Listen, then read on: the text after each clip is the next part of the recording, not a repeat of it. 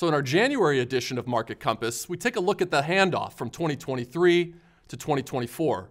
And more specifically, let's talk inertia, which we'll all remember from science class is the principle that objects in motion tend to stay in motion until acted upon by another force.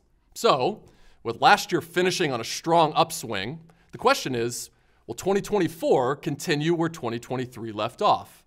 And what are the forces that are going to influence that direction? Here's our take.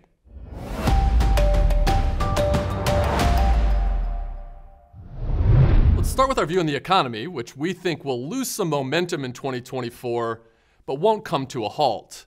So if we think about the handoff from 23, the economy was exceptionally strong, as we mentioned, defying gravity in 2023, particularly because consumer spending remained quite robust.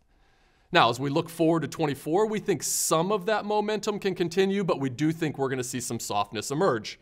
The Fed put the brakes on last year, and consumer tailwinds like wages and accumulated savings are now starting to fade, but both should start to show up a little bit more acutely this year.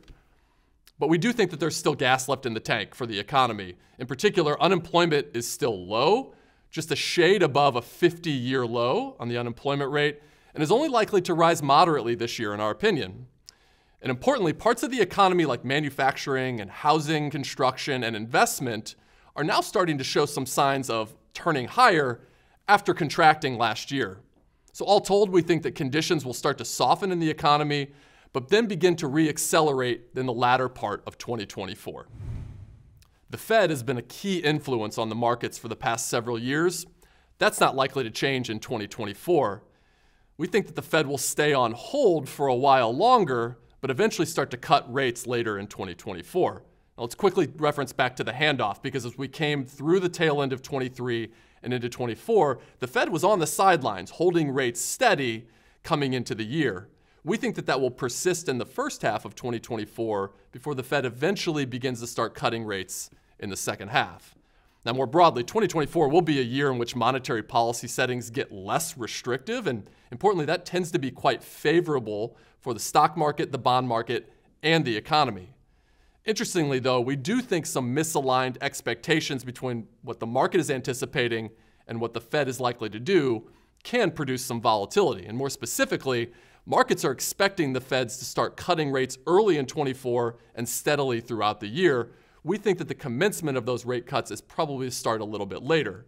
The broader takeaway, however, is that heading up to the first rate cut and in the period after the first rate cut, we do tend to see the stock market perform quite well. Now, if we look at a broader picture of interest rates beyond just the short-term policy rate, what we'll see is since 1960, we have seen rates rise but then decline steadily for almost 40 years since the early 80s. More recently, we've seen rates rise off of those lows over the past couple of years. That's what drove market performance in 22 and in 23.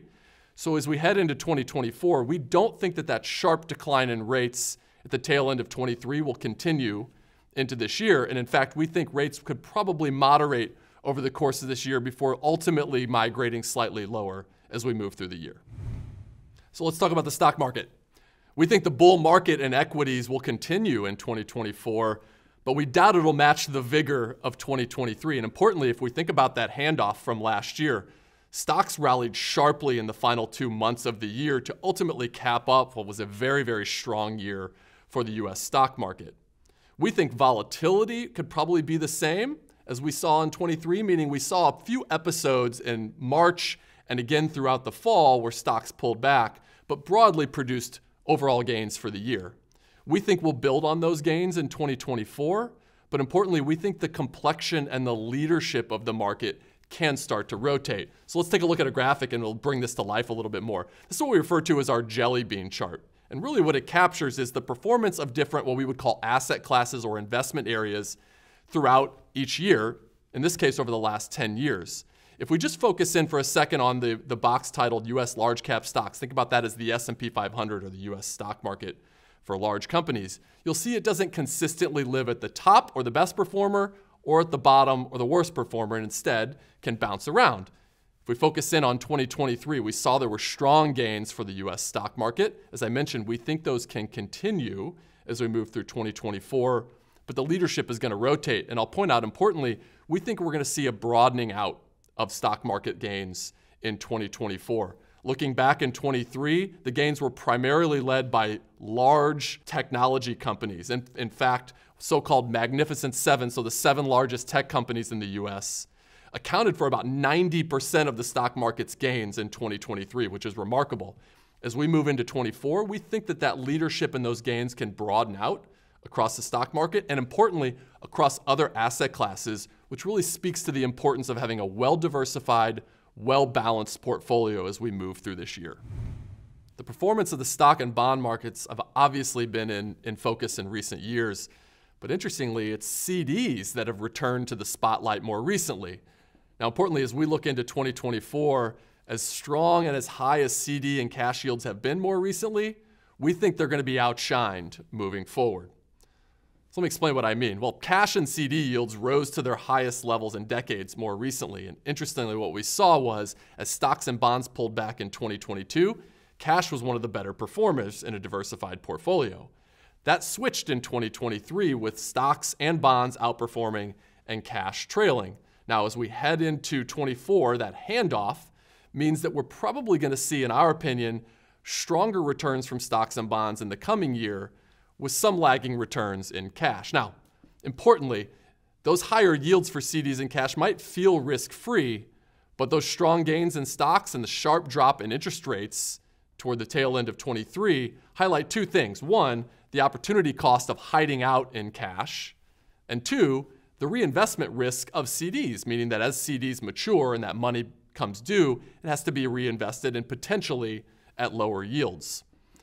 So let's dive deeper. If we look back over the last 40 years, equities or stocks on average have delivered healthy returns following the peak in CD yields. And importantly, we do think that CD yields have peaked more recently. And so the moments when CD yields looked particularly alluring were actually more compelling opportunities to diversify into things like stocks and bonds. Now, importantly, this is not to suggest that there isn't a place for cash or CDs in a well-diversified strategy. But based on our outlook, we think now's a good time to ensure you're not overweight to those areas. To us, this looks like a good time to systematically redeploy maturing CDs or your excess cash to help you keep your entire portfolio aligned to your longer-term needs. So as we lean back and look out over the entirety of 2024, we think that the bull market for stocks, as well as the rebound in bonds, can remain headed in a positive direction, that inertia, so to speak, that we built coming out of 2023. But unlike the sharp and steady rally in the months leading into this year, we do expect a bumpier path higher as we advance. We think the shape of 2023's gain creates a compelling opportunity to rebalance portfolios back to intended targets across an array of asset classes and sectors within your portfolio. Kicking off 2024 with an appropriate portfolio balance and alignment with your long-term goals can help position you to navigate the year ahead. As always, you can access all of our views and market content at edwardjones.com and by connecting with your Edward Jones financial advisor.